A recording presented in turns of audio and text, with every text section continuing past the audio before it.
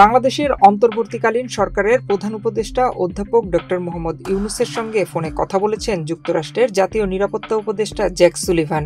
ফোনালাপে challenging সময়ে বাংলাদেশকে নেতৃত্ব দেওয়ার জন্য ডক্টর ইউনূসকে ধন্যবাদ জানিয়েছেন তিনি। 23 ডিসেম্বর হোয়াইট হাউসের ওয়েবসাইটে প্রকাশিত এক বিবৃতিতে এই তথ্য জানানো হয়েছে। এতে বলা হয়, বাংলাদেশের অন্তর্বর্তী সরকারের প্রধানের সঙ্গে ফোনালাপ হয়েছে সুলিভানের।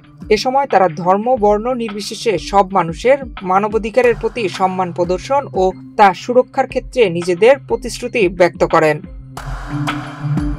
Double million offer Walton fridge কিনে পেতে পারেন 20 লক্ষ টাকা, রয়েছে কোটি কোটি টাকার নিশ্চিত উপহার। হোয়াইট হাউসের বিবৃতিতে আরও বলা হয়, একটি সমৃদ্ধ, স্থিতিশীল ও গণতান্ত্রিক বাংলাদেশের জন্য যুক্তরাষ্ট্রের সমর্থন পুনর্ব্যক্ত করেছেন জ্যাক সুলিভান। বাংলাদেশ যেসব চ্যালেঞ্জের মুখোমুখি হবে সেগুলো মোকাবেলায় যুক্তরাষ্ট্রের অব্যাহত সমর্থনের কথা উল্লেখ করেন তিনি।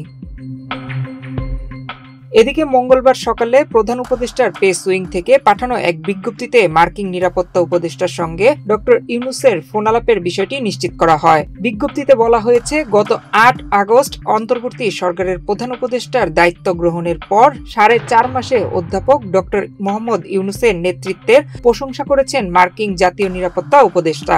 দেশ এরই মধ্যে অর্থনীতিতে ঘুরে দাঁড়ানোর জন্য এবং গুরুত্বপূর্ণ রাজনৈতিক নির্বাচন ও অন্যান্য সংস্কার শুরু করার জন্য যে অগ্রগতি হয়েছে সেসব বিষয় উল্লেখ করে এ প্রশংসা করা হয়। জাতীয় নিরাপত্তা উপদেষ্টা সম্ভাব্য নির্বাচনের তারিখ ঘোষণা করার জন্য তাকে ধন্যবাদ জানান এবং তিনি দেশের গণতান্ত্রিক প্রক্রিয়ার জন্য মার্কিন সমর্থন অব্যাহত রাখার প্রস্তাব দেন।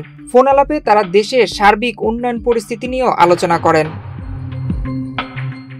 ফোনালাপে অধ্যাপক ডক্টর ইউনূস বলেছেন, তিনি জানুয়ারির মধ্যে 6টি বড় সংস্কার কমিশনের রিপোর্ট আশা করছেন। এরপর সংস্কার ও নির্বাচনের জন্য জাতিকে প্রস্তুত করতে ঐক্যমত ও নির্মাণ প্রক্রিয়া শুরু হবে। এছাড়া তিনি উত্তরাধিকার সূত্রে প্রাপ্ত সমস্যা কাটিয়ে উঠতে বাংলাদেশকে উদার সহায়তার জন্য যুক্তরাষ্ট্রকে ধন্যবাদ জানান।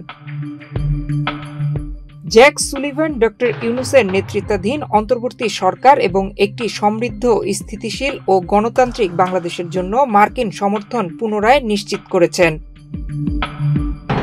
প্রধান উপদেষ্টা বাংলাদেশের জন্য এই চ্যালেঞ্জিং সময়ে গুরুত্বপূর্ণ সহায়তার জন্য যুক্তরাষ্ট্রকে ধন্যবাদ জানান। পাশাপাশি তিনি সেপ্টেম্বরে নিউ ইয়র্ক সফরের সময় প্রেসিডেন্ট জো বাইডেন এবং সেক্রেটারি অব স্টেট অ্যান্থনি ব্লিংকেনের সঙ্গে তার বৈঠকের কথা স্মরণ করেন।